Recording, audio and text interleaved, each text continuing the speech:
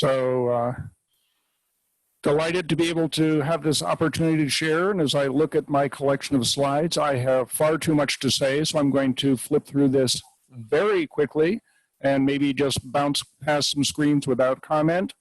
I'm sharing some interdisciplinary reflections, which some might consider a mile wide and an inch deep, but that has a value to it that's different from being an inch wide and a mile deep. We can see some broader perspectives by sharing things. We will pause very briefly at the end of each five sessions, and if there is a really urgent question, you can pass that along to David in the chat function, and we'll take a brief pause to catch a breath and then dive into the next one and have, I hope, time for more stuff at the end. We'll be looking at 5 different sort of topics. I'll do a quick theological prelude. We'll move very quickly through some scientific things that I think most of us who have been part of this forum have heard many times, and then get into some reflections on social change and what's up with the pandemic, and lead into some final decisions and discussions. So with that, stealing from a presentation I have done elsewhere, speaking in my role as somebody who has worked with Christian churches, and the Christian churches have generally not understood ecology historically. And so I go back to some basics on this. In Christian theology, we have affirmed that God is love, that the primary quality of God is a matter of relationship and engagement. And even within the Godhead, the notion of the Trinity says that there is relationship within God. God simply can't exist without relationship. The big visions of shalom, or the realm of God, are all about right relationship within communities. They're not individual conditions, but they're community factors.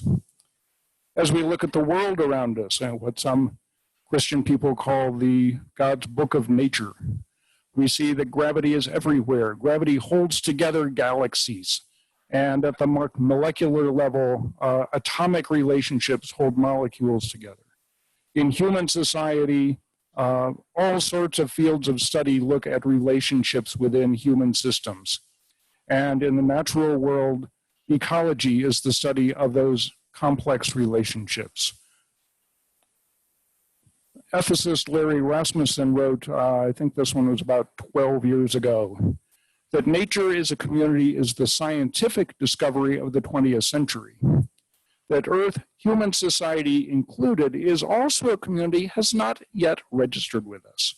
At least how to sustain it as a community has not.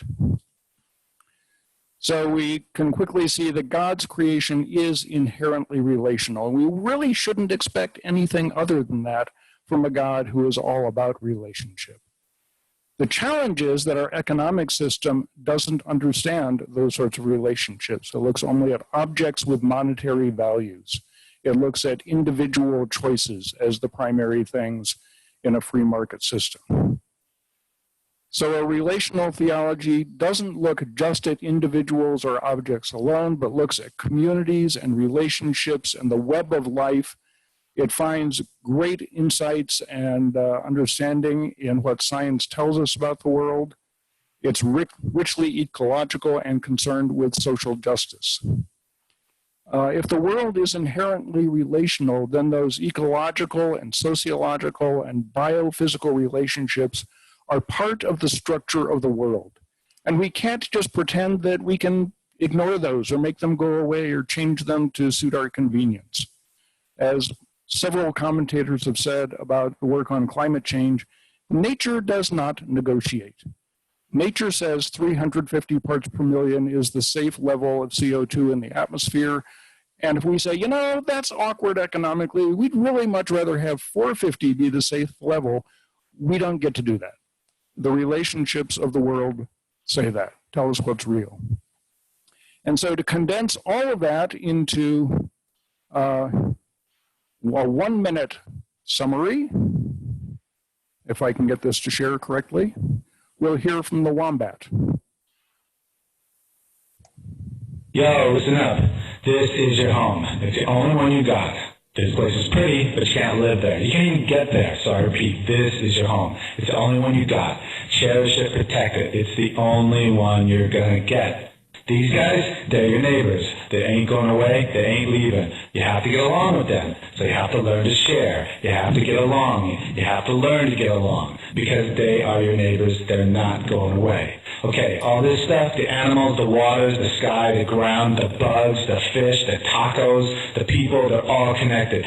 Everything is connected. They all depend on one another. If you ignore that, you're doomed. Repeat, doomed. Okay, so listen up. It's all one. Not two worlds, not three, one. Just one. So get it and give. Remember, all is one. Okay? Hit it.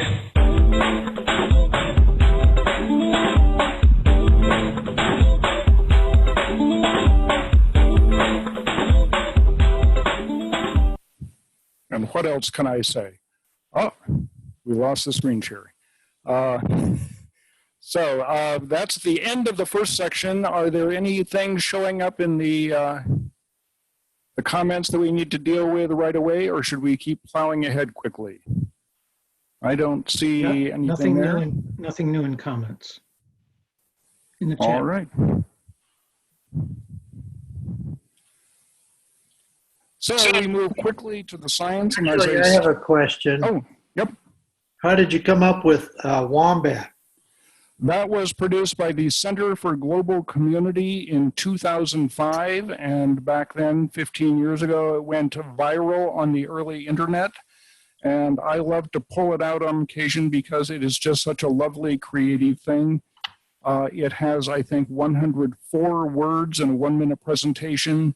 None of them are over 3 syllables, and any word and any concept in there can be understood by a 3rd grader.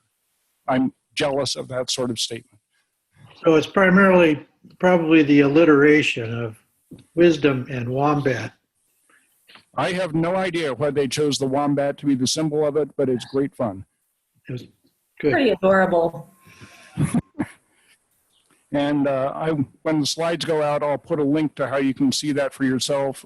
Center for Global Community says you're welcome to download it and share it. I turned it from an old media format into a more usable one, so feel free to pass it around. Are we ready to dive into science? To get us started, a few quick exercises in how we look at information and data and presentations of stuff. Take a close look at this pie chart. Sometimes things are not just data. They're actually something else. Here's what a chart shows. That might be what you look if you looked at a mountain range through a tennis racket. On that note, we need to laugh sometimes because this is heavy stuff. There was a notion a number of years ago first put out about a number of planetary boundaries that our planet system simply cannot function well when those are exceeded. And it was fascinating to me when that first came out that climate change is not the only crisis on there or even the worst crisis. Biodiversity loss is labeled as by far the most serious crisis. The nitrogen cycle, the overuse of fertilizers that poison soil and causes the dead zones in the oceans is second highest. And climate change is really just on this chart moving out into the danger zone. A theologian a number of years ago said, for the first time, our power to destroy outstrips Earth's power to restore. And when we move outside of that safe operation level, we are in that realm of exercising more destroying power than restorative power. So we will move into a look at a couple of these great crises. Get your glasses if you need to, and we'll head in. From that chart, the loss of biodiversity, the extinction of species was seen as one of the great crises. We've heard about plummeting populations of honeybees for a number of years and have started to get some sense of the ecological and economic repercussions of that. Our food system would be in mortal danger if we stopped with readily available honeybees. We've also heard about dramatic losses and bleaching of coral reefs as oceans warm and become more acidic. Those are old news. Last November, I believe it was, the New York Times had a major report that they called the insect apocalypse that was eye-opening for me, about not just honeybees or monarch butterflies, but across the spectrum of insect life, the rapidly declining numbers of those insects. And then last spring, the UN had a major report on biodiversity loss that went into far more detail. That report from the Intergovernmental Science Policy Platform on Biodiversity and Ecosystem Services, that will not be on the test, said that humanity is a dominant global influence on life on Earth and has caused natural terrestrial, freshwater, and marine ecosystems to decline, rate more so than before. The rate is already at least tens to hundreds of times higher than the average rate over the past 10 million years and is accelerating. And the headline piece that was popping up all over the media sphere last spring was that 8 to 13% of all species on Earth could be extinct within just a few decades. Quick glance at this chart and some of their notions of what is vulnerable or endangered or critically endangered. I'm intrigued that insects are not generally listed on here, but 2/3 of the way down, coral-forming reefs are listed, and they're not put in the highly endangered view, which makes me really worry about the amphibians and the cyads that are the most stressed. In that report, they said nature can be conserved, restored, and used sustainably while simultaneously meeting other global society goals through urgent and concerted efforts at fostering transformative change. And the chair of that commission said, by transformative change, we mean a fundamental system-wide reorganization across technological, economic, and social factors, including paradigms, goals, and values. They are not talking about a technical fix. And this graphic from their report looked at the many different indirect and direct drivers of species extinction and some of the levers that can be used to make differences on that, and then the leverage points for working towards transformation that are embrace diverse visions of a good life, reduce consumption and waste, unleash values and actions, reduce inequalities, practice justice and inclusion and conservation, and on down the list. Obviously, if we're going to deal with this calamitous decline in species, it will take profound changes in how our global human society works. Switching over to climate change, as you remember in the fall of 2018, the Intergovernmental Panel on Climate Change came out with a big report that was charted to find out, is it indeed possible to hold warming below 1.5 degrees Celsius? And they said, yes, it is possible. And doing so would be a much better thing than getting up to 2 degrees. And like with the biodiversity report, they said, getting there will be easier if we have a strong emphasis on economic and social justice. And the scary thing about the IPCC report was they made it clear that we have to have a major turn with very real effects by 2030, 10 years from now, to essentially cut our greenhouse gas emissions in half. And as they admitted, that is an unprecedented challenge for humanity. This week, the observatory in Hawaii says that our CO2 levels are at 416.92 parts per million. And most of the folk in this group are aware that 350 parts per million is considered the sort of safe level. We are way above that. The classic graph of 800,000 years of climate stuff and This vertical line on the edge is the absurdity of what has happened as we've begun the use of fossil fuels.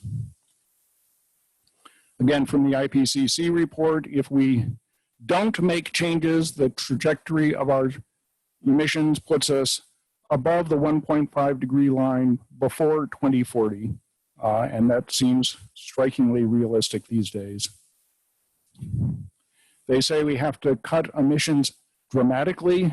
We are here at or beyond the point when they say those cuts have to be kicking in and get down to net zero by 2050 with both CO2, methane, black carbon, and nitrous oxide emissions.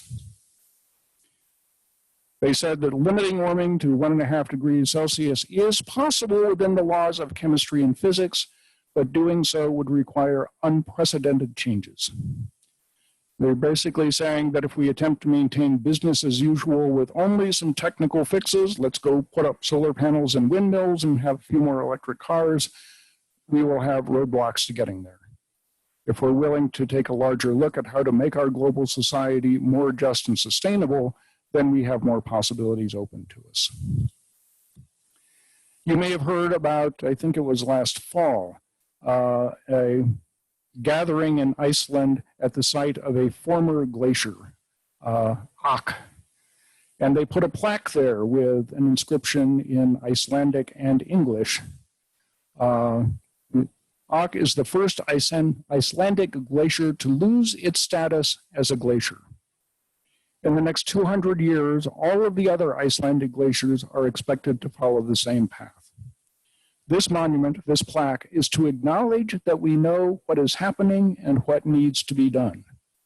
Only you, in the future, will know if we did it. It's heavy-duty news, and we need to find ways of coping with it. There's the science part. Moving fast. Any quick questions, comments, screams of being overwhelmed, anything like that?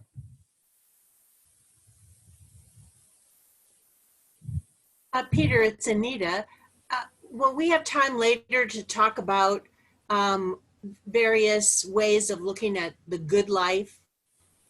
You can raise that question later, yes. Okay, will do. Thank you. We'll get to pieces of that as we go along, too. Peter, quick question. I'm interested in the IPCC sought non-technological ways as the solution. Are they open to seeing as technology could help, or? Oh, technology is absolutely essential. And not only the acts of shifting to renewable energy and conserving energy, but they say virtually any scenario will require active efforts to draw carbon dioxide out of the atmosphere. They also point at dealing with deforestation and land use and excessive consumption and transportation issues. They look at virtually every sector of society and find important ways of addressing that. And we're going to have to use them all and do them fast.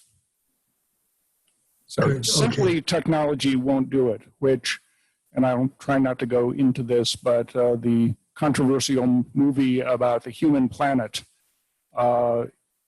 if you could figure out from the clutter of other things, was making the point that some parts of the modern environmental movement are suggesting that we can just put up wind panel or solar panels and wind turbines and continue with the American way of life and we'll be fine.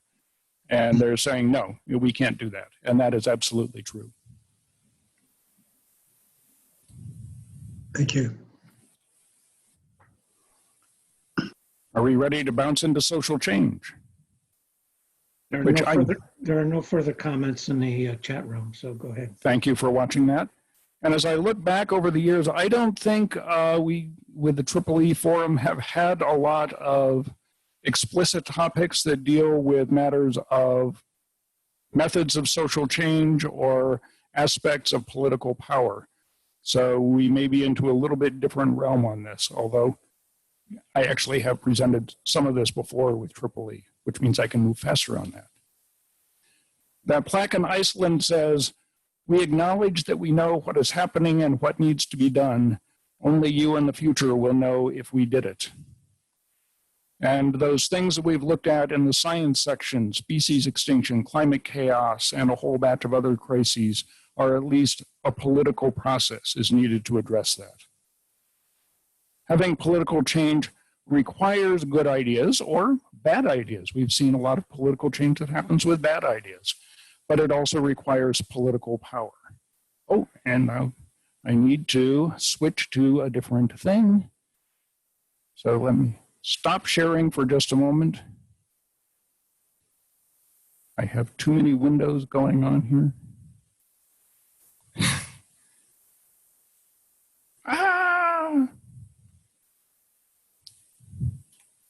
I can't get out of this one.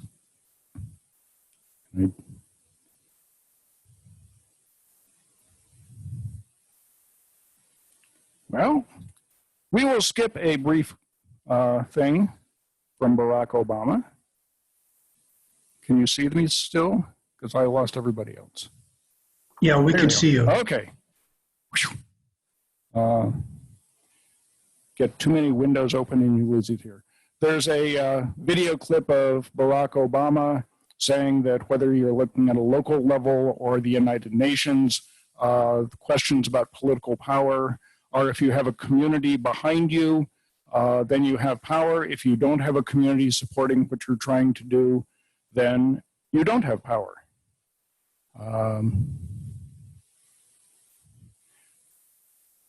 So, yeah, we skip that. It seems to me that as I look at efforts for political change, some, especially on the liberal side, haven't paid attention to political power. They've acted as if having the right ideas and having the truth was a good guarantee. And I've heard that especially in the climate realm, with the notion that if we just go teach the politicians enough about the climate science, they'll go do the right thing. And we have found over the years that that doesn't work. And I've also seen that many, certainly progressives, have placed great hope in democracy as the way to bring about change. And I'm sure all of you have seen innumerable action alerts that say, this is what's going on, so call your senator or be sure to get out and vote, because those are the two primary ways that we can make change happen. But it doesn't always work that way. And I look especially at some of the stuff we've seen in the news recently, and my idealistic notions of civics and democracy are pretty well challenged when I see Mitch McConnell as head of the US Senate, who will not even hold hearings on a Supreme Court nominee, who simply says, no, we won't do that. And I see the Trump administration slamming through changes to environmental rules or immigration policies without political support and without following proper procedures, and only sometimes do the courts block them on that. We've seen states that are implementing gerrymandering and voter suppression that basically says, we don't care what the voters want. We are going to manipulate the system to get what we want out of it. And here in Colorado, we've seen our junior senator who doesn't bother to make personal appearances around the state, or on times of a lot of controversial things, doesn't even bother to have his staff answer the phone. So the notion that the political process is all about having a community that supports your values and speaking clearly may be something we need to question. We're seeing two different and conflicting versions of how political power works. There's the notion of we, the people, who are actually the bosses of the politicians, and we will tell them what they need to say and do. And we have the hardcore politics that will draw power for its own ends. And we will, in a little bit, look at the notion that Naomi Klein has put out of disaster capitalism. And so I've looked strictly at political power on this fast run through. There's also clearly economic power that's at work. There are occasions when moral authority and moral power has been important. Military power and the threat of force has an influence. And legal power is also important. And I have looked with great hope to the courts to see us through some of these things with various degrees of excitement and disappointment through the years. So we need to ask, how do we use our power? Cartoon. The militant hardliners are making demands, the fanatical zealots are issuing threats, and the moderate centrists are offering suggestions, which is what the mainstream politics often slips into, writing polite letters to members of Congress that doesn't exercise our power. And we need to think carefully about what it is that we're asking for.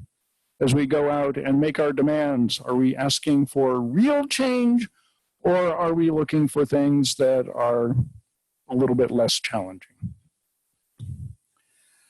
I've run through what I see as 3 approaches to change, broad-based social change, a number of years ago with EEE, and I will dance through this very quickly, but I've looked at how different groups consider how well the system works. The system complex of politics and economics and legal systems and cultural values. Just, is this business as usual stuff working well? The group that I've called the conformists say, yeah, it's basically okay. Things are going well. The activists say, well, the institutions are okay in principle, but they're not living up to what they should be. So we need to do things to make the institutions and the systems work better. And a transformational approach looks at the society and says, no, we can't tweak this. It is deeply flawed. It's based on the wrong values, and we have to do something far deeper if we're going to work at that, bring about change in that. And there's different questions that they ask, different approaches that they use in working for change, in different strategies that I won't go into right now, but I've seen these as 3 really significantly different ways of understanding how the world works and how social change has to happen. And it's not just a spectrum where you can ooze from one end to the other. They're defining very distinctive styles. The conformists and the activists on various levels are asking, what is it we can do, either personally or in legal systems or economic stimuluses? The transformational system asks, who are we and where are we going? And as we deal with those questions of identity, then we start asking about how we live and act. And the transformational side is looking systemically and intersectionally with a cross-hatching of all sorts of different issues and constituencies. The transformational approach is one I've played with for over 20 years, with the notion of a sumo wrestler, the big Japanese guy. What sort of arguments do you use to get a sumo wrestler to lose 100 pounds? And when we talk this through in a small group, we can spend some time and say, none of the basic functional, practical reasons will do it. The sumo wrestler will lose 100 pounds when he stops being a sumo wrestler. And U.S. society is the sumo wrestler of the world in terms of consumption and energy use and setting values. It takes a transformational change for us to look at doing the sorts of things that were named as transformational needs with climate change and biodiversity loss and the stuff we saw earlier.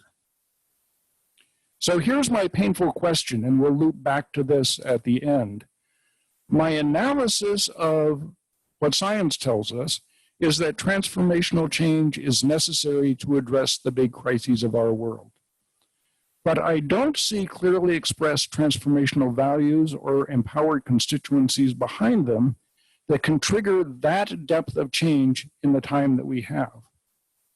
We can work at smaller steps of incremental change, but those aren't going to be sufficient to turn our society as strongly and as quickly as we need. And so the painful question is, with those tensions, how do we act effectively? And I'll be asking for your good answers on that at the end. End of section 3. Oh, David, any questions showing up? Nope. Nope. I've overwhelmed everybody. Okay, on to the pandemic. Just for, if things weren't complicated enough, let's see where we're going now. It's only been like 5 months, and Earth's human societies around the planet have been profoundly disrupted. Economies have crashed, governments have poured trillions of dollars into relief programs, and the big crises are still absolutely with us. But the context in which we can act on those is profoundly different. A few months ago, there were a couple articles, there we go. Margaret Bullitt Jonas and Leah Shade had written recently a book for faith communities on climate action. And they put together 7 points that they thought were lessons that we can learn from the pandemic that might guide us in climate action. And you can skim down the list, but science matters. The sooner we mobilize, the better we are. We can make drastic changes very quickly. We're all vulnerable. A vision of a just future will guide us into the future. And we need practices that keep us spiritually resilient. Cristina Figueres, who used to be head of the UN Climate Study Group, I believe, also had 5 lessons for the coronavirus that we can apply to climate activism. Recognition that these things don't have national borders. We're only as safe as our most vulnerable people. These need systemic changes, not personal responses. Prevention is better than cure, and again, we need to pay attention to science. As I look at those 2 lists, saying here are things we can learn from the pandemic, how does the pandemic help us to work for change? You may have heard optimistic things saying, well, you know, as societies have shut down, the Earth is healing itself. In a matter of just a couple of weeks over China, the nitrous oxide levels just absolutely plummeted. There were stories about people in India being able to see the Himalayan mountains for the first time because the air pollution was reduced. The canals in Venice cleaned up. Wildlife is sort of emerging from the shadows and being more visible. We have a sense, oh, it's going to get better if we can just keep this up. But it may not be that cheerful. I've heard that deforestation in the Amazon has dramatically increased while the pandemic has been going on, up 64% in April from the year before. Some climate emissions may be going down, but methane emissions could actually be increasing as oil and fossil fuel companies have less supervision, they're saving money and just getting careless. So we are seeing things getting worse in some important ways. The people who do those global climate measurements were dealing with the question, well, how much is the slowdown of the US or the global economy going to reduce carbon levels? And they said fossil fuel use would have to decline by about 10% around the world and be held at that level for a year to see any difference in global carbon levels. You know, the emission drop in China for a few months was a significant drop, but if we were to get that 10% decline held for a year, it would reduce global CO2 levels by about 0.5 part per million, which is nowhere near the levels of reducing emissions and carbon levels that we need to address warming. So yeah, that figure really frightens me because it looks like we have made big changes in our society right now, and yet on the level of measuring global carbon levels, it's essentially trivial. Here in the US, I've seen 2 conflicting worldviews showing up, and I'm sure you've seen the same thing. We've actually had a fairly remarkable and engaged response where majorities of people are accepting the science and embracing the sense of community and the common good and putting up with the remarkable restrictions of people's lives. And then there is a quite small but vocal minority that's ignoring the science insisting on their personal freedoms and protesting any restrictions. And others who are saying, we just got to protect the economy, and some people will get lost in the shuffle. Naomi Klein, who has been a fascinating commentator for a number of years, has written about the shock doctrine or disaster capitalism, where there are intentional efforts to use times like this for stark profit mongering, claiming this time for implementing agendas that would otherwise be met with great opposition, not just economically, but politically. And so we see coming out of Washington, while we're all tied up with this, notions of cutting payroll taxes or killing off the post office. Naomi wrote about the big tech companies that are moving into New York and saying, gee, kids are learning fine online. Why don't you just not worry about having schools, and we'll do all the online education, which may be very profitable for them, but is horrible for families and kids and teachers and society.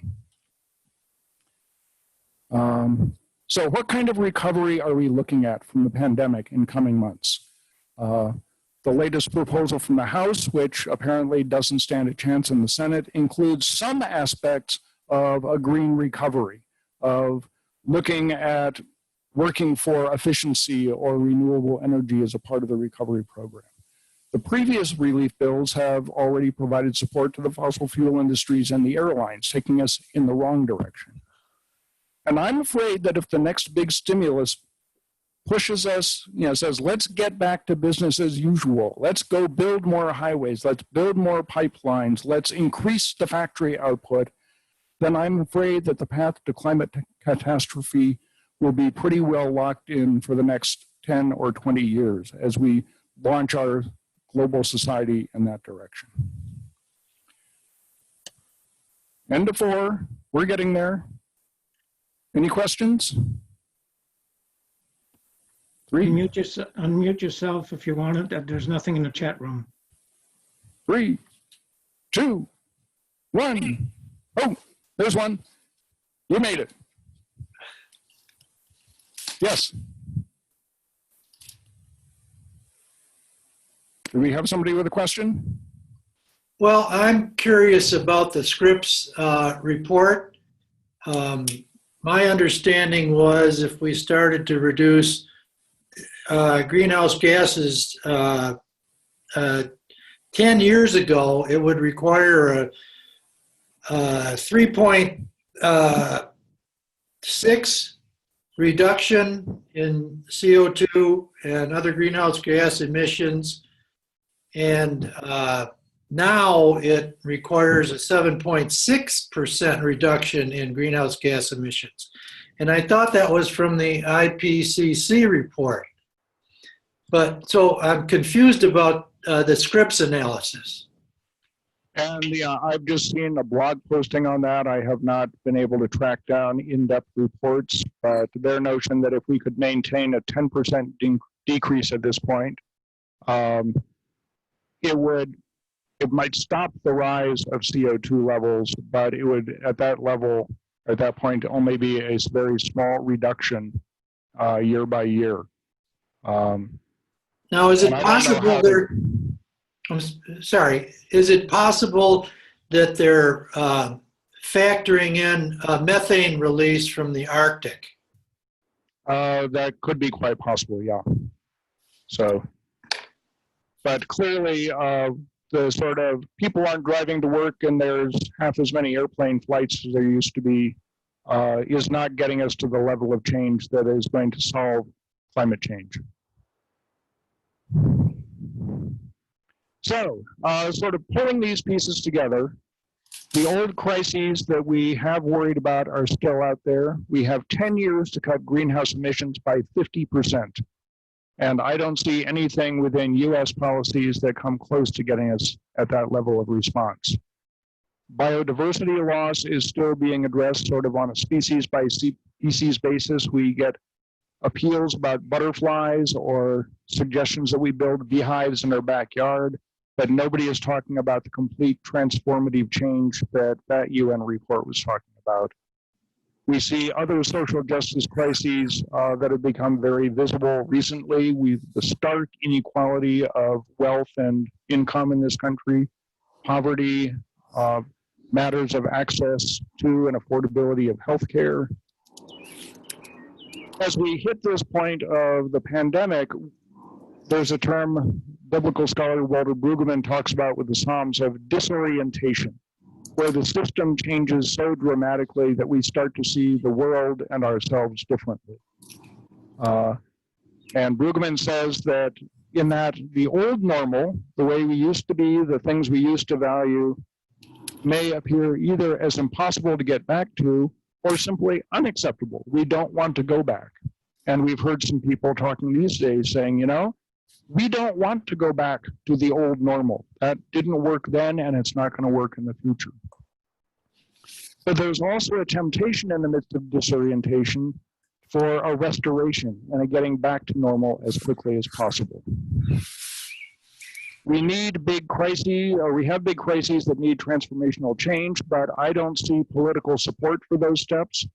Bernie Sanders and that branch of the Democratic Party was pushing for that, and they peaked out at 30% support for that type of transformational change.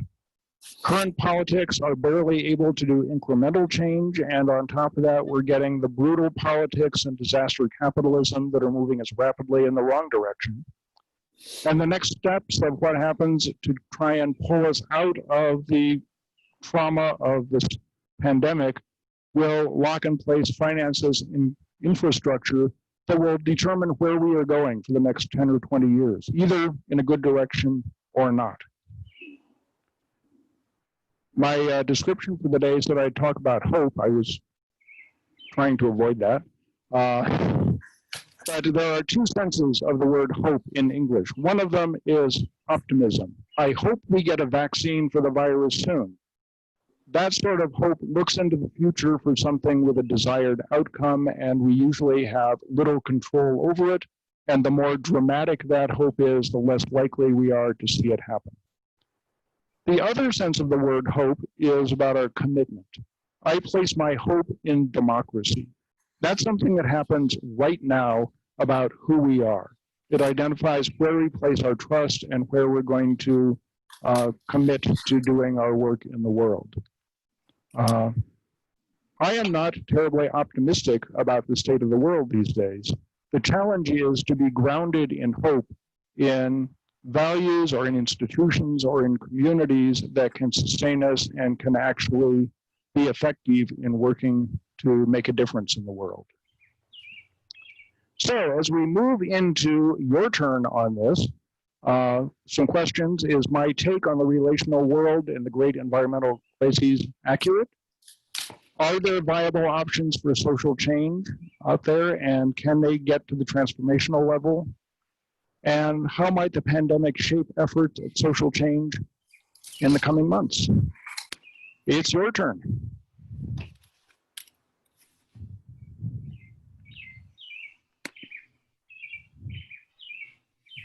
Any thoughts, comments, rebuttals? Gary, do you want to talk about E.O. Wilson, which you mentioned? Well, let me say, first off, that I think your summary is spot on.